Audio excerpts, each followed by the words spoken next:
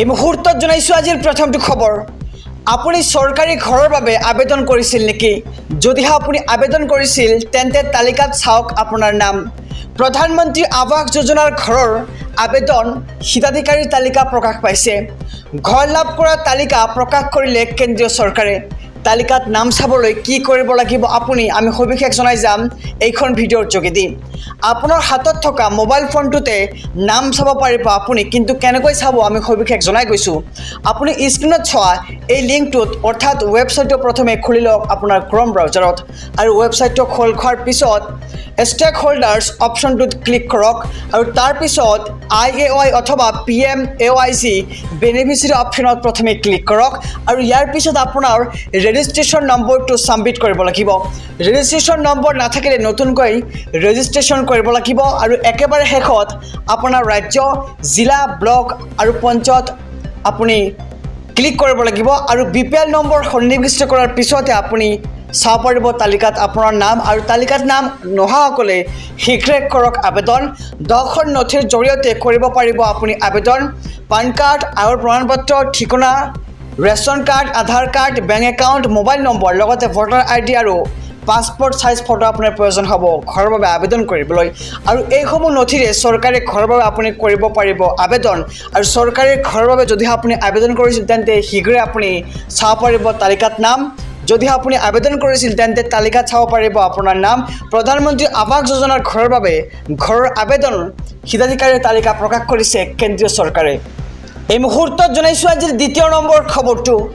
দৰিদ্ৰ লোকলৈ মুখ্যমন্ত্ৰী হিমন্ত বিশ্ব শৰ্মাৰ ডাঙৰ ঘোষণা। ৰাজ্যত দৰিদ্ৰ লোকৰ বাবে বিনামূলীয়া হ'ব চিকিৎসা। চিকিৎসাৰ বাবে এটকাও দিব নালাগে দৰিদ্ৰ লোকে। চিকিৎসা সেৱাৰ মাচুল বৃদ্ধিৰ খৰচৰ মাজতে মুখ্যমন্ত্ৰী ডক্টৰ হিমন্ত বিশ্ব শৰ্মাৰ ডাঙৰ ঘোষণা। আয়ুষ্মান কাৰ্ড নথকা দৰিদ্ৰ লোকেও পাব বিনামূলীয়া চিকিৎসা। দৰিদ্ৰ লোকক বিনামূলীয়া চিকিৎসাৰ নিৰ্দেশ মুখ্যমন্ত্ৰী ডক্টৰ হিমন্ত বিশ্ব শৰ্মাৰ। 20ৰ পৰা 22 বছৰ ধৰি চিকিৎসা মহাবিদ্যালয়ৰ মাচুল বৃদ্ধি হোৱা নাই বুলি মন্তব্য মুখ্যমন্ত্ৰীৰ, আৰু এই সময়ছোৱাত সকলো ফালৰ পৰা বাঢ়িছে খৰচ বুলি মন্তব্য কৰে মুখ্যমন্ত্ৰীগৰাকীয়ে। আৰু সেয়ে অকণ মাচুল বৃদ্ধিৰ সিদ্ধান্ত লোৱা হৈছে চিকিৎসা সেৱাত। আৰু অহা 1 ছেপ্টেম্বৰৰ পৰা অসমৰ 13খন মেডিকেল কলেজত হ'ব বিশেষ কেম্প। আৰু 14 বছৰৰ তলৰ হৃদৰোগত আক্ৰান্ত শিশুক চিনাক্ত কৰি আগবঢ়োৱা হ'ব বিশেষ চিকিৎসা সেৱা। আৰু দৰিদ্ৰ লোকলৈ মুখ্যমন্ত্ৰী ডক্টৰ হিমন্ত বিশ্ব শৰ্মাৰ ডাঙৰ ঘোষণা। ৰাজ্যত দৰিদ্ৰ লোকৰ বাবে বিনামূলীয়া হ'ব চিকিৎসা। অৰুণোদয় আঁচনিৰ বাবে নতুনকৈ আবেদন কৰা সকলৰ বাবে আহি পৰিছে ডাঙৰ খবৰ, কিয়নো অহা 10 তাৰিখে আপুনি লাভ কৰিবলৈ সক্ষম হ'ব অৰুণোদয় আঁচনিৰ ধন। আপোনাৰ বেংক একাউণ্টৰ সৈতে আপুনি কৰক এইকেইটা কাম। 10 তাৰিখে লাখ লাখ লোকৰ একাউণ্টত সোমাব চৰকাৰী ধন, আৰু কোনে কোনে লাভ কৰিব এই ধন, আৰু যিসকলে নতুনকৈ আবেদন কৰিছে তেওঁলোকৰ বাবে কেইটামান গুৰুত্বপূৰ্ণ কাম বান্ধি দিছে চৰকাৰে। আপুনি কৰিব লাগিব এইকেইটা কাম। আপুনি কি কাম কৰিব লাগিব আমি সবিশেষ জনাই যাম SB অসম মিডিয়াৰ সমূহ দৰ্শকক। অৰুণোদয় আঁচনিৰ লাখ লাখ হিতাধিকাৰীৰ একাউণ্টত জমা হ'ব 1250 টকাকৈ। আৰু বৃদ্ধ পেঞ্চন আঁচনিৰো ধন সোমাব আপোনাৰ একাউণ্টত। বিধৱা পেঞ্চন আঁচনিৰো ধন জমা হোৱাটো নিশ্চিত কৰা হৈছে 10 তাৰিখে। আৰু প্ৰতি মাহৰ 10 তাৰিখে হিতাধিকাৰীৰ একাউণ্টত ধন সোমোৱাটো নিশ্চিত কৰিছে ৰাজ্য চৰকাৰে। যদিহে আপোনাৰ বেংক একাউণ্টত EKYC আপডেট কৰা নাই তেন্তে আপুনি শীঘ্ৰে কৰি লওক EKYC আপডেট, আৰু আধাৰ কাৰ্ডৰ সৈতে লিংক কৰক আপোনাৰ বেংক একাউণ্টখন।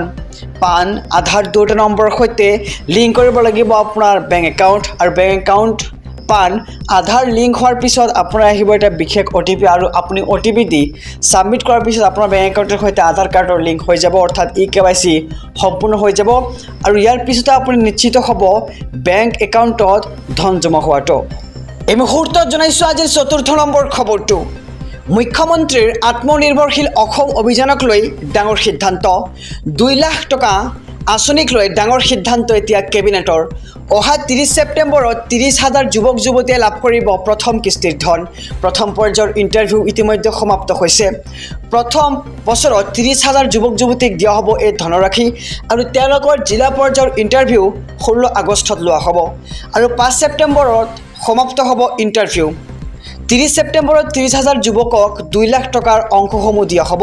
আৰু কেবিনেটৰ সিদ্ধান্তৰ পিছতেই ডাঙৰ মন্তব্য কৰিছে মুখ্যমন্ত্ৰী ডক্টৰ হিমন্ত বিশ্ব শৰ্মাই আৰু মুখ্যমন্ত্ৰীৰ আত্মনিৰ্ভৰশীল অসম আঁচনিক লৈ মুখ্যমন্ত্ৰীৰ ডাঙৰ সিদ্ধান্ত 2 লাখ টকা অভিযানক লৈ ডাঙৰ সিদ্ধান্ত কেবিনেটৰ অহা 30 ছেপ্টেম্বৰত 30,000 যুৱক যুৱতীয়ে লাভ কৰিব প্ৰথম কিস্তিৰ ধন।